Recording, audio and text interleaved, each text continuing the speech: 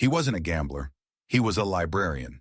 For 20 years, Samuel Reed spent his life surrounded by silence, dusty shelves, and overdue books. He lived alone in a modest apartment in Denver, Colorado, following the same routines day after day. Wake up at 6, coffee, black, drive to the Jefferson County Public Library, catalog books, answer questions, go home, repeat. He believed in order, in systems, in the comfort of predictable patterns. Until the night he discovered that the casinos claiming to be built on perfect mathematics were anything but perfect. Samuel didn't cheat. He didn't hack. He didn't use marked cards or loaded dice. He simply found the one flaw in a system designed to never lose, and he exploited it for over $22 million. Before we dive into this incredible story, hit that like button and subscribe to the channel. Click hype to boost this episode and help it reach more people. And drop a comment below telling me where you're watching from. Your city, your country. I love seeing how far these stories travel. Samuel Arthur Reed was born on March 14, 1955, Pi Day, his mother liked to joke, in Boulder, Colorado. His father, Richard Reed, was a mathematics professor at the University of Colorado. His mother, Eleanor, taught piano to neighborhood children from their living room. He grew up in a household where logic was valued above emotion, where dinner conversations revolved around probability theory, where Eleanor would explain how box compositions followed mathematical patterns, where young Samuel learned that everything in the universe could be reduced to numbers if you looked hard enough. Samuel never played like other children, Eleanor told a local newspaper in 1967, after her 12-year-old son won a statewide mathematics competition. While other boys were outside throwing footballs, Sam would sit at the kitchen table with graph paper, calculating prime numbers. He found peace in patterns. By age 12, Samuel could calculate compound interest in his head faster than his father's colleagues could, using calculators. By 14, he'd read every mathematics textbook in the Boulder Public Library. By 16, he had written a 40-page paper on statistical anomalies in weather patterns that earned him a full scholarship to the University of Colorado. He was brilliant. Awkward, yes. Painfully shy in social situations, terrible at small talk, the kind of teenager who spent prom night in the library, but undeniably brilliant. Samuel was the kind of student who would correct the textbook, his former professor, Dr. Margaret Winters, told investigators years later. Not to show off, he genuinely couldn't understand why the book would contain an error. To him, math was sacred. It couldn't lie. People lied, politicians lied, but numbers? Numbers told the truth. He pursued a doctorate in statistics, specializing in predictive modeling and chaos theory. His dissertation focused on finding patterns in seemingly random datasets, stock market fluctuations, weather systems, traffic flow. It was dense, technical, and according to his thesis advisor, Dr. Harold Chen, borderline obsessive. Sam would spend 18 hours straight in the computer lab, Chen recalled. I'd leave at midnight. He'd still be there. I'd arrive at 6 a.m. He'd still be there. Same clothes. I asked him once if he'd slept. He said, sleep interrupts the pattern. That's when I knew he was special, maybe too special. But then life intervened, the way it always does. In October 1984, during his final year of doctoral studies, Samuel attended a guest lecture on statistical analysis in literature. The speaker was discussing how computer algorithms could determine authorship of disputed texts by analyzing word patterns and sentence structure. Samuel found it fascinating. Catherine Walsh, a literature graduate student sitting 3 rows ahead of him, found it boring. She turned around mid-lecture, caught Samuel's eye and mouthed, "Is this as ridiculous as I think it is?" Samuel, who had never been particularly good at reading social cues, thought she was genuinely asking. He whispered back, "Actually, the methodology is sound. Markov chains can effectively model stylistic patterns with 78% accuracy." Catherine blinked, then smiled. "You're serious." "Statistics don't joke," Samuel said. "No," Catherine said, "but I do. Want to get coffee after this?" Samuel had never been asked out before. He said yes. Catherine was everything Samuel wasn't. Warm, expressive, comfortable in her own skin. She laughed easily, made friends effortlessly, saw beauty in things that couldn't be quantified. She read poetry. She cried at movies. She believed in fate and coincidence and magic. Samuel believed in none of these things, but somehow, impossibly, she saw something in the awkward mathematician that others missed. Sam thought in equations, Catherine told her best friend Maria, 3 weeks into their relationship. But underneath all that logic, there's this longing, like he wants to feel things the way normal people do, but his brain won't let him. I want to help him find that. They married 6 months later in a small ceremony at Boulder Creek. Samuel's vows were precise, rehearsed, nervously delivered. Catherine's were spontaneous and tearful. Samuel's father told him, "Marriage is a gamble, son. The odds aren't in anyone's favor." Samuel responded, "Then I'll work to beat the odds." He abandoned his PhD 4 months before completion. His advisor was devastated. "You're throwing away years of work," Chen said. "You could revolutionize statistical modeling. You could teach. You could—" "I need steady income," Samuel interrupted. "Health insurance. A normal schedule. Kathy and I are building a life. I can't do that on a graduate stipend." He took a job as a reference librarian at Jefferson County Public Library. $32,000 a year, full benefits, union protected. It wasn't prestigious. It wasn't intellectually stimulating, but it was safe. They bought a small house in Lakewood with a mortgage they could barely afford. Catherine painted the bedroom yellow. Samuel built bookshelves in the living room. They talked about children, about maybe getting a dog, about growing old together. For 5 years, Samuel Reed was happy. And then, in July 1989, Catherine started feeling tired. "It's probably nothing," she said after her first doctor's appointment. "Maybe anemia. I've been working too hard." It wasn't nothing. Stage 3 ovarian cancer. Aggressive. Metastasized. The oncologist gave her 2 years with treatment, maybe 3 if she responded well to chemotherapy. Samuel asked, "What are the survival statistics?" The doctor hesitated. "Mr. Reed, I don't think—" "What are the numbers?" 18% 5-year survival rate for stage 3. Samuel stood up, walked out of the office, and threw up in the parking lot. That night, lying in bed next to Catherine, he held her hand and whispered, "I'll beat this. I'll find a way. There has to be a pattern, a treatment, something." Catherine squeezed his hand. "Sam, some things don't have patterns. Sometimes life is just random."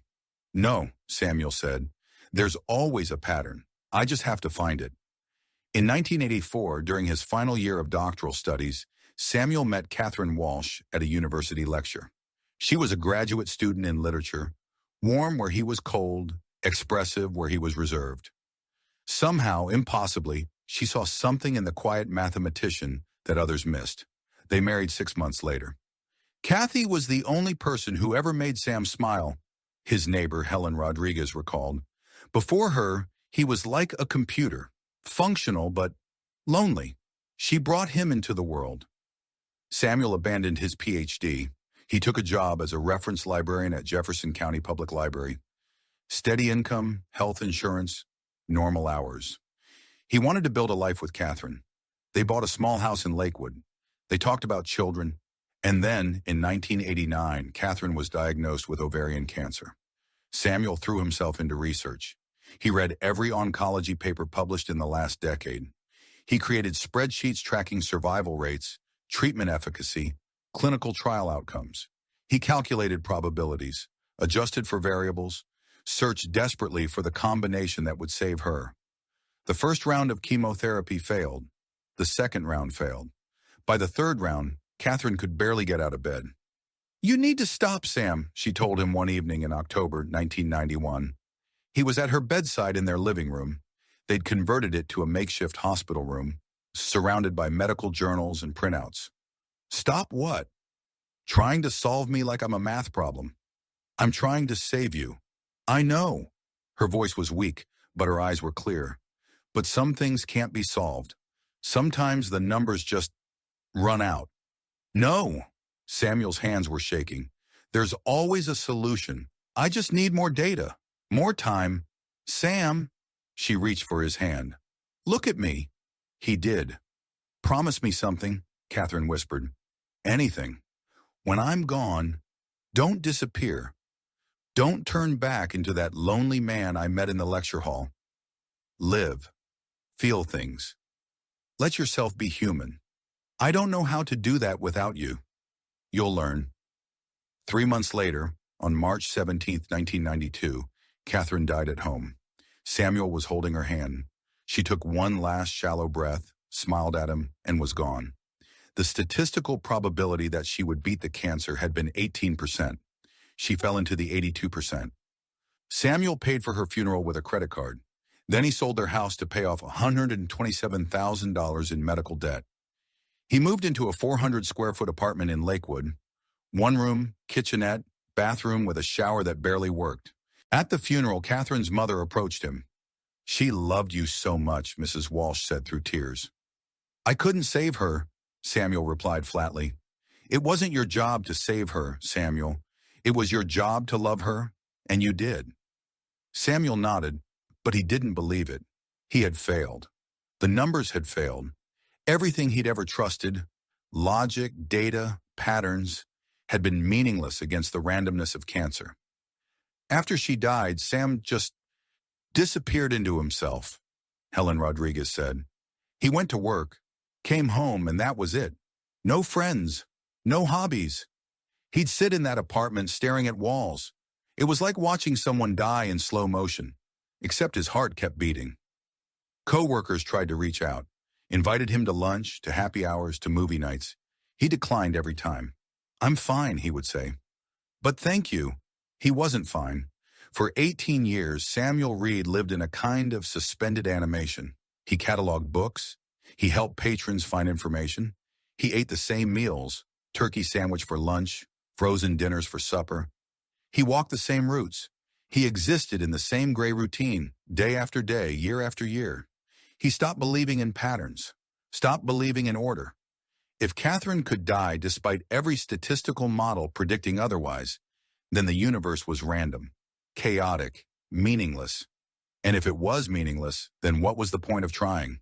Until October 15th, 2010, when something changed. October 15th, 2010, Friday afternoon. The university library was liquidating its gambling collection. 300 outdated books on poker strategy, roulette systems, blackjack card counting, casino mathematics. A professor had died, left his entire collection to the university, and they were donating it to public libraries for a clearance sale. Samuel was assigned to catalog them.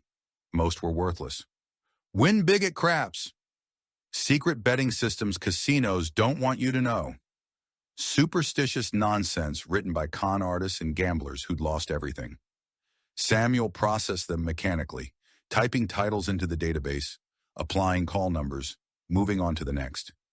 Until he opened a blue hardcover with faded gold lettering, Biased Wheels and Predictive Betting, a statistical analysis of European roulette, 1970-1985, by Dr. Antoine Moreau. Samuel flipped through it. Unlike the other books, this one contained actual data, tables of spin results from Monte Carlo, London, and Baden-Baden. Thousands of spins recorded over 15 years. The author claimed to have identified mechanical biases in roulette wheels, imperceptible tilts in wheel construction, wear patterns in specific pockets, consistency in dealer spin techniques that created predictable deviations from true randomness. To most readers, it would seem like pseudoscience. To Samuel Reed, it was a mathematical puzzle. He checked the book out that night, drove home, and opened it at his kitchen table. The first chapter was boring. History of roulette, explanation of house edge, basic probability. Samuel skipped ahead to chapter 4, empirical evidence of wheel deviation. There it was, 3 pages of raw data from a single roulette wheel at Casino de Monte Carlo, recorded between March and September 1973. The author had documented 8,647 consecutive spins. If the wheel were perfectly random, each number should appear approximately 234 times, 8,647 divided by 37 numbers. But they didn't. Number 17 appeared 267 times. Number 23 appeared 203 times. Number 31 appeared 278 times. The deviations weren't huge, but they were consistent. Samuel felt something he hadn't felt in years: curiosity. He spent the entire weekend analyzing the book's data tables. He transferred numbers into Excel spreadsheets. He calculated chi-square distributions. He mapped out clusters. And then he noticed something the original author had missed. The biases weren't just random errors. They were cyclical, predictable. Every 400, 500 spins, the hot numbers would shift. The wheel wasn't just biased, it was drifting, like a planet's orbit wobbling imperceptibly over time. Samuel grabbed a notebook and started writing. What if the drift wasn't random? What if it was caused by mechanical factors? Friction in the rotor bearing, temperature changes affecting metal expansion, even the cumulative impact of the ball repeatedly striking certain deflectors? What if you could measure those factors and predict the next drift cycle? By Sunday night, Samuel had filled 3 notebooks with calculations. He'd barely slept, barely eaten. For the first time since Catherine's death, his mind felt alive. He needed current data. Monday morning, he called in sick to work, opened his laptop, searched for live roulette online. What he found amazed him. Dozens of online casinos streamed live roulette games 24/7. Real wheels in real studios in Malta, Philippines, Latvia, broadcast over the internet. You could watch without even placing bets. Samuel found a site that displayed the last 50 outcomes on screen. He opened a spreadsheet and started recording. Spin 1, 23 red. Spin 2, 11 black. Spin 3, 15 black.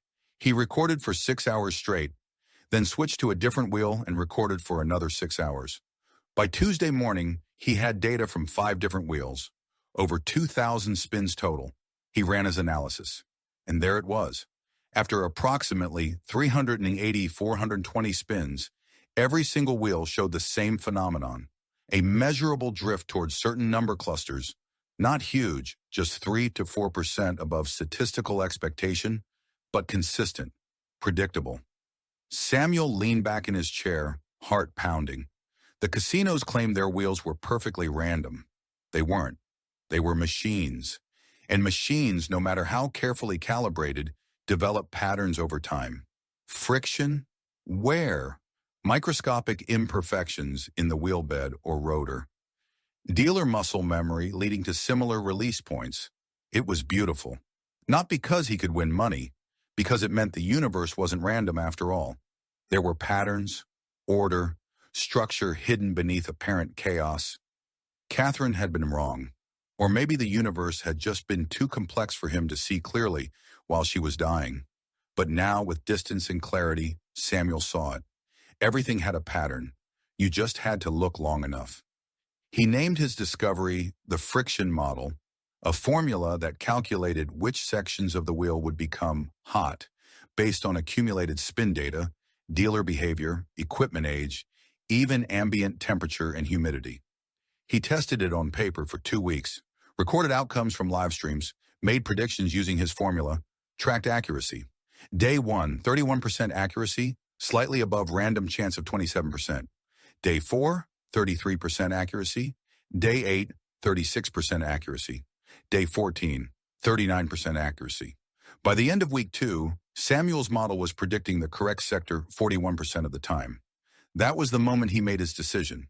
He walked to his closet, pulled out a jacket he hadn't worn in 5 years, and drove to Black Hawk, a small gambling town in the mountains west of Denver. The Golden Gates Casino sat at the edge of Black Hawk like a faded promise. Small, tired, the kind of place where locals gambled their Social Security checks and tourists stopped for the $5.99 breakfast buffet before heading to the bigger properties up the hill. Samuel had never been inside a casino before. He parked his Honda Civic in the gravel lot, sat behind the wheel for 15 minutes, hands trembling. What was he doing? This was insane. He was a librarian, 55 years old, living on a salary that barely covered rent and groceries. He wasn't a gambler. He'd never even bought a lottery ticket. But the numbers didn't lie. The friction model was real. The patterns were real. He had $340 in his checking account. He pulled 4 $20 bills from his wallet. If this didn't work, he'd be eating ramen for the rest of the month. If it did work, Samuel pushed open the car door and walked toward the entrance. The casino smelled like cigarettes and desperation. Slot machines chirped and beeped. An old woman at a penny slot was methodically feeding dollars into a machine that hadn't paid out in an hour. At the bar, two men in Carhartt jackets were drinking beer at 2 or 1 p.m. on a Tuesday afternoon. Samuel walked past them, following signs to the table games. He stood at the entrance for 5 minutes just watching, hands in pockets, heart pounding. "Can I help you, sir?" Samuel turned. A security guard approached him. Middle-aged, thick mustache, bored expression. "I'm just looking," Samuel said quietly. "Well, looking's free. Playing costs money." The guard smiled, waved him in. "Good luck." Samuel walked to the roulette table. Only one in the entire casino. American wheel. 000. Worse odds than European wheels, but he'd accounted for that in his model. Two other players sat at the table. A woman in her 60s with an oxygen tank on wheels. A young man in a Broncos jersey, drunk at 2 p.m., shouting at the dealer about cold numbers. The dealer was a tired-looking woman named Lisa, according to her name tag. Mid-40s, dyed red hair, the glazed expression of someone who'd been doing this job for 20 years and stopped caring 15 years ago. Samuel sat down at the far end, placed a $20 bill on the felt. "Chips, please," he said, his voice barely audible. Lisa glanced at him, then at the 20, scooped it up without a word, counted out 4 red $5 chips, pushed them across. "Good luck, honey." Samuel stacked his chips neatly. "Didn't bet, just watched." Spin 1, 23 black. Spin 2, 31 black. Spin 3, 14 red. Spin 4, 0 green. Spin 5, 8 black. He opened a small notebook from his pocket, wrote down each result in tiny handwriting. The woman with the oxygen tank glanced at him. "You keeping score?" "Something like that," Samuel murmured. 10 spins, 15, 20. The Broncos fan lost another $100 and stormed away, cursing. Lisa looked at Samuel. "You gonna play or just watch me work?" "Sorry," Samuel said. "One moment." He ran the calculations in his head. 24 spins recorded, based on ball speed, dealer release point, and temperature, 68 degrees. He checked the thermostat on the wall. His model predicted the next cluster. Third dozen, numbers 25-36. He placed a $5 chip on the third dozen betting area. Lisa spun the wheel clockwise, released the ball counterclockwise. Samuel watched the ball's trajectory, its speed decay, the moment it dropped from the rim. It bounced, clattered, settled. 29 black, Lisa called. Samuel felt a jolt of electricity. It had worked. He collected his $10 in winnings, left the original $5 bet in place. "Again," he said quietly. Lisa spun. 33 black, again. 31 black, again. 25 red. After an hour, Samuel had turned $20 into $340. He placed his chips in a neat stack, pushed them forward. "Color up, please." Lisa looked at his chips, then at him. "You did good." "Thank you." She exchanged his reds for a black $100 chip, 3 green 25 chips, and 15 red $5 chips. Samuel pocketed them and walked out without another word. In the parking lot, he sat in his car in the darkness, hands still trembling. But this time, he was trembling with exhilaration. It had worked. The friction model had actually worked. The universe wasn't random. There were patterns. He just had to be patient enough to see them. Over the next 6 months, Samuel refined his approach. He visited Black Hawk every Friday and Saturday night, rotating between 3 casinos. He never bet more than $10 at a time. He never stayed longer than 2 hours. He dressed plainly, khakis, button-down shirts, a windbreaker, reading glasses on a chain around his neck. He always carried a book, tax code compilations, technical manuals. Once, a 900-page analysis of Federal Reserve monetary policy. He would read between spins, occasionally jotting notes in margins. To anyone watching, he looked like a retiree killing time, a lonely widower with nothing better to do on a Friday night. But those notes weren't about books. They were calculations, spin counts, dealer rotation timing, temperature fluctuations, because he'd discovered that a 2-degree change in room temperature could affect ball bounce by a measurable margin.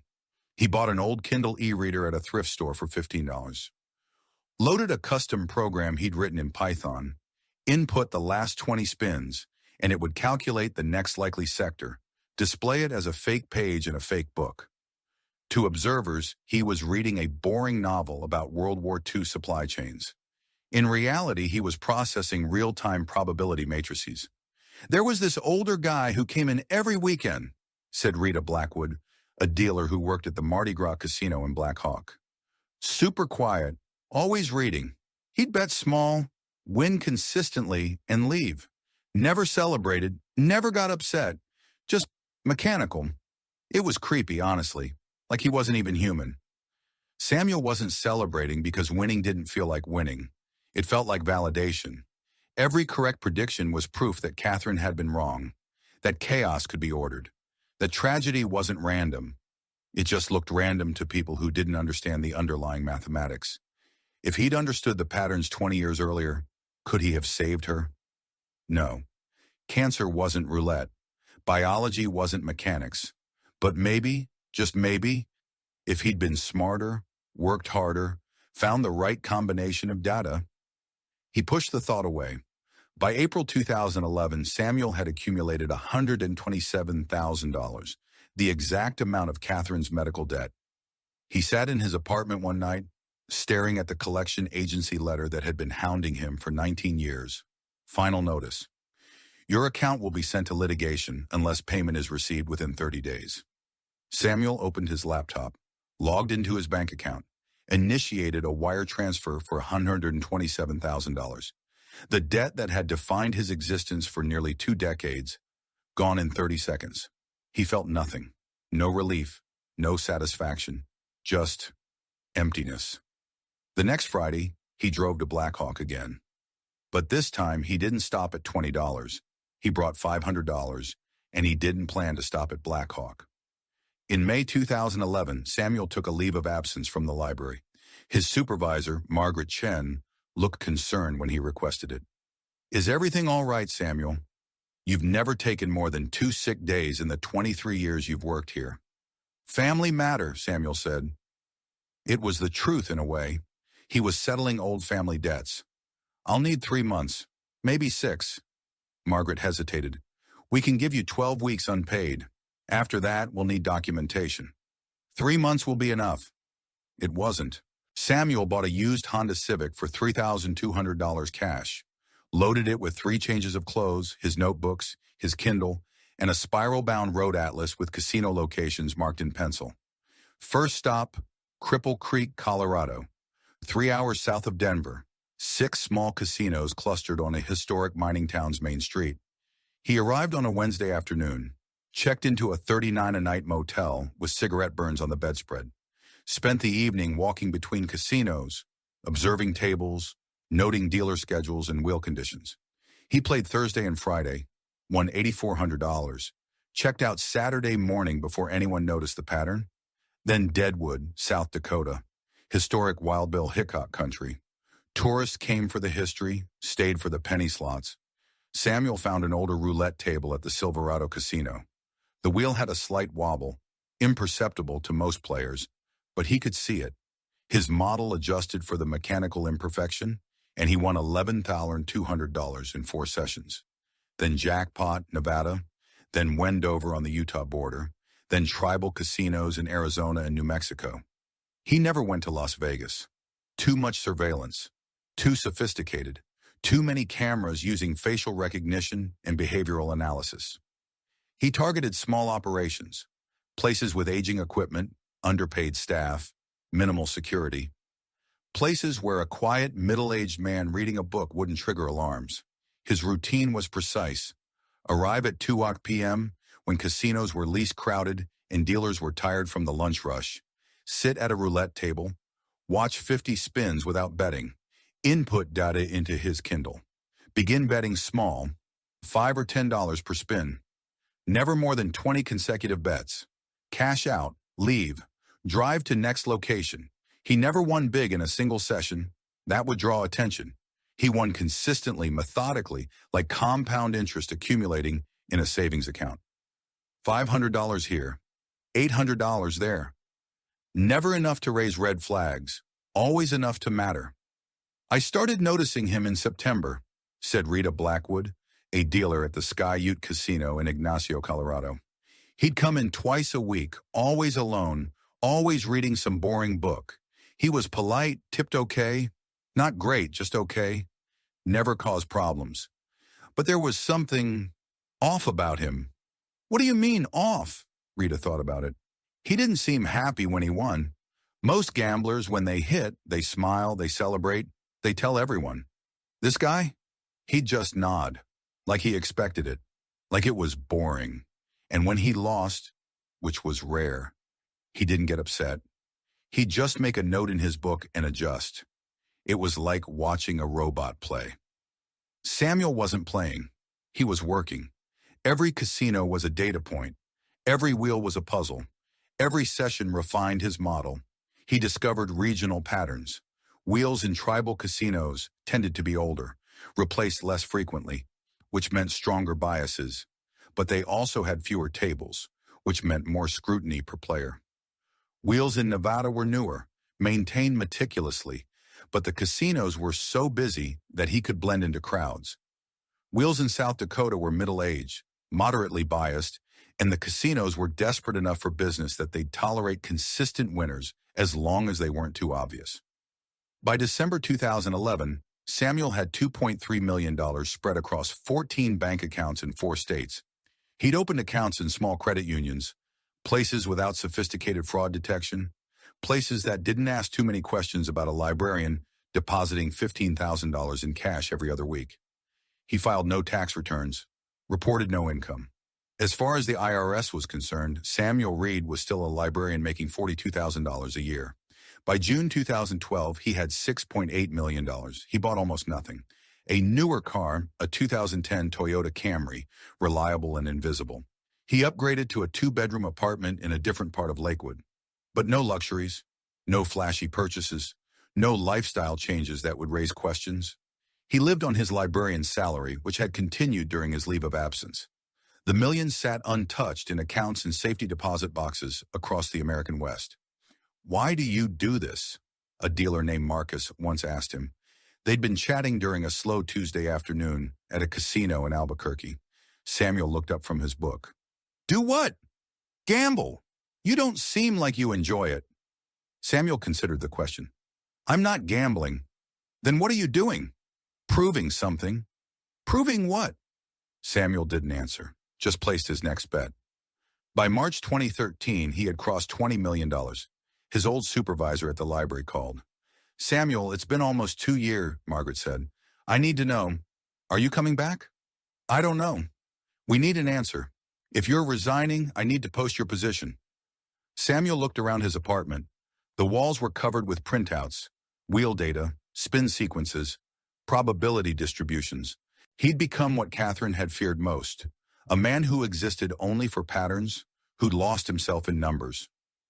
"I'll let you know next week," he said. He never called back. He was too busy planning his next trip, and that's when he made his first real mistake.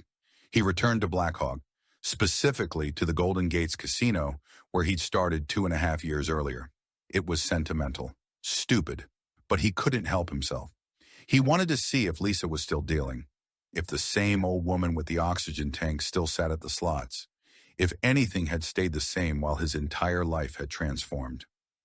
He walked into the Golden Gates on a Saturday night in April 2013. Lisa was gone. New dealers, new carpet, new slot machines. But the roulette table was the same. Samuel sat down, placed a $100 bill on the felt. The new dealer, a young guy named Tyler, all smiles and energy, exchanged it for chips. "Welcome to the Gates. You a regular?" "Used to be," Samuel said. 30 minutes later, he'd won $2,800. Tyler's smile faded. "You're pretty good at this." "Just lucky," Samuel said. But luck had nothing to do with it. And in the security office upstairs, on newly installed monitors connected to newly installed AI surveillance systems, an algorithm was flagging his face, his betting patterns, and cross-referencing them against databases from 147 other casinos. Match found. Subject identified. Samuel Arthur Reed. Known advantage player. Estimated winnings $22.3 million. Alert sent to Colorado Gaming Commission. Alert sent to FBI Field Office, Denver. Alert sent to IRS Criminal Investigation Division. Samuel walked out of the casino that night with his winnings, got in his Toyota Camry, and drove home. He had no idea his entire world was about to collapse. Casino security directors talked to each other. They shared databases, surveillance photos, information about advantage players and card counters. In early 2013, a pattern emerged. Multiple small casinos across 7 states reported the same anomaly. An older white male, graying hair, glasses, usually reading a book, consistently beating roulette tables with uncanny accuracy. He wasn't cheating. Cameras confirmed that. He wasn't using electronic devices. Metal detectors would catch that. He wasn't colluding with dealers. His wins happened with different staff. He was just winning. Systematically, impossibly. They called him the Reader because of the book he always carried. Daniel Vargas, director of security for the Colorado Gaming Association, pulled footage from 18 different casinos. Same guy, same pattern, he told investigators later. He'd sit down, watch spins, make notes, then bet with this weird precision. Not lucky, precise. Like he knew something we didn't. Vargas contacted the Nevada Gaming Control Board. They ran facial recognition, but Samuel had no criminal record, no gaming ban history. He wasn't doing anything illegal.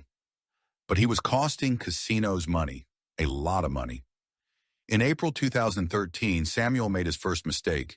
He returned to the Golden Gates Casino in Black Hawk, the same casino where he'd started 2 years earlier. New management had upgraded their surveillance system, installed AI-powered analytics software that tracked betting patterns, identified advantage players, cross-referenced faces across multiple properties. Samuel didn't know.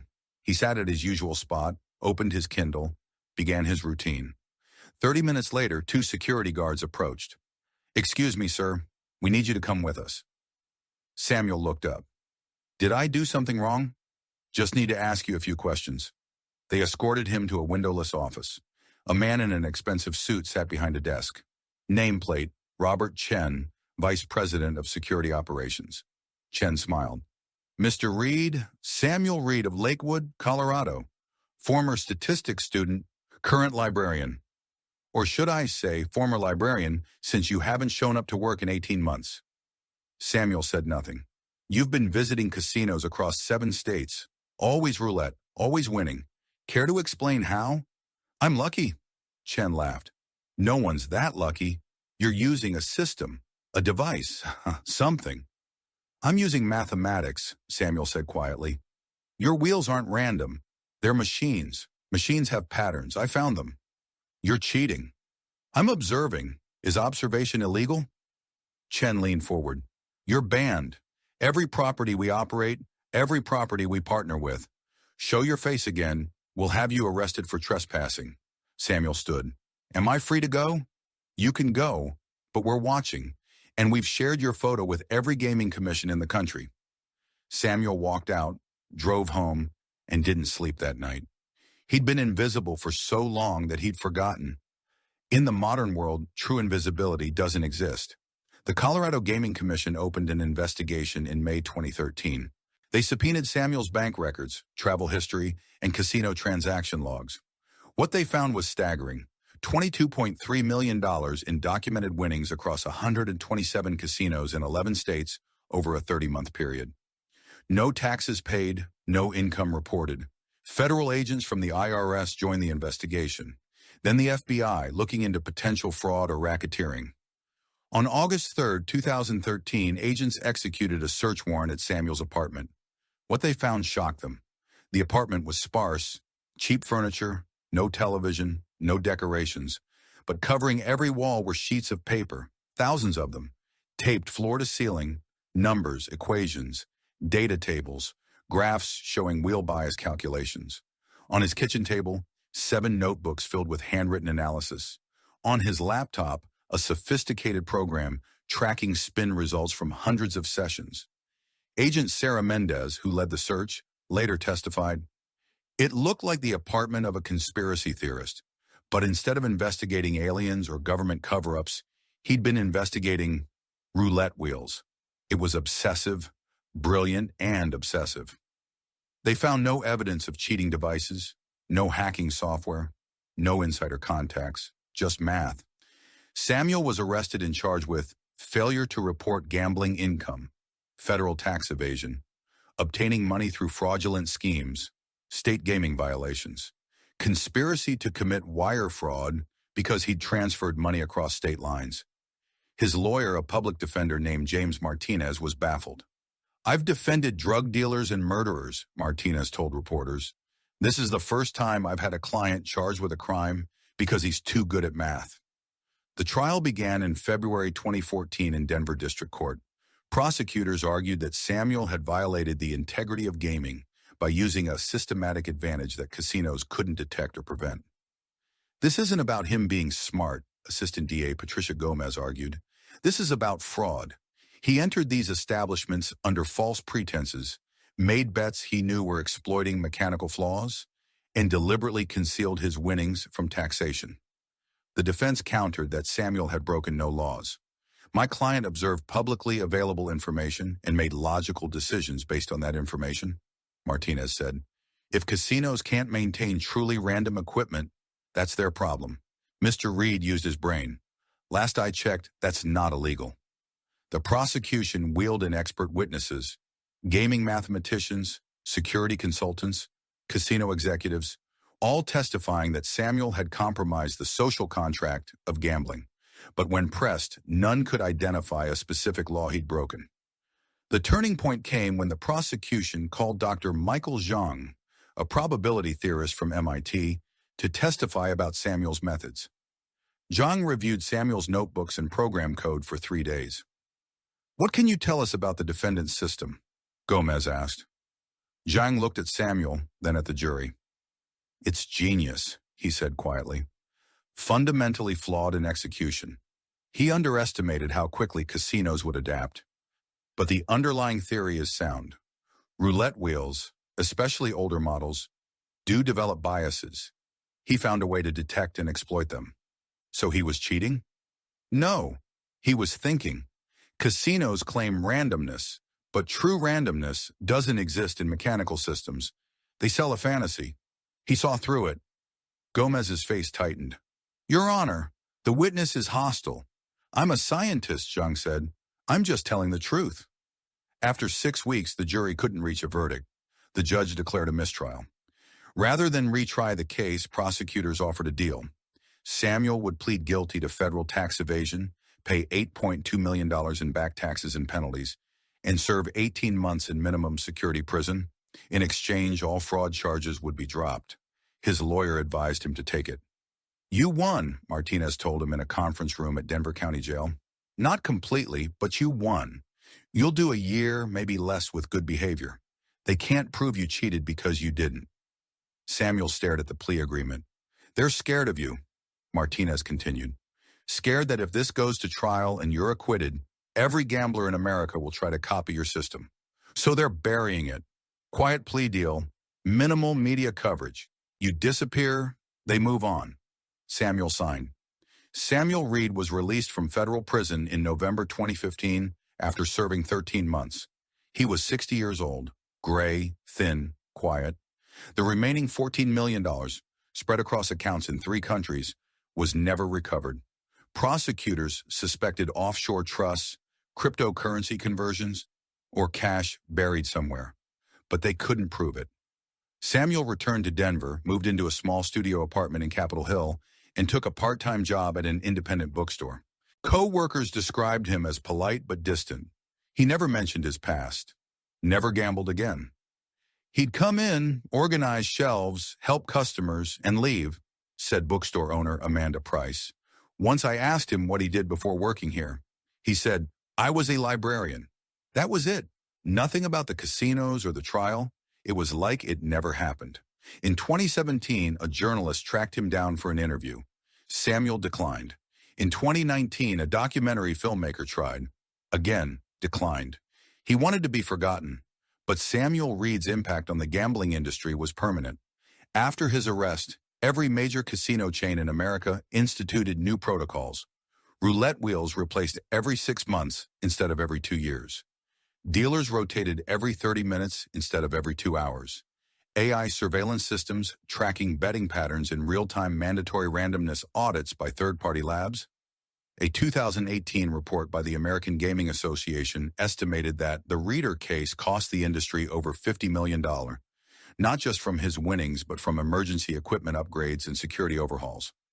Casino mathematics professors now use Samuel's friction model as a cautionary tale. He exposed the fundamental lie of gambling, said Dr. Elaine Morrison, who teaches gaming theory at UNLV. Casinos claim their games are random, but randomness is impossible with mechanical systems. Reed proved it, and the industry's response wasn't to admit the flaw, it was to hide it better.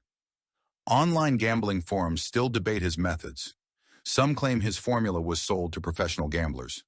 Others insist he wrote it down somewhere, hidden, waiting to be found. Conspiracy theorists believe he still plays, somewhere, using a new identity.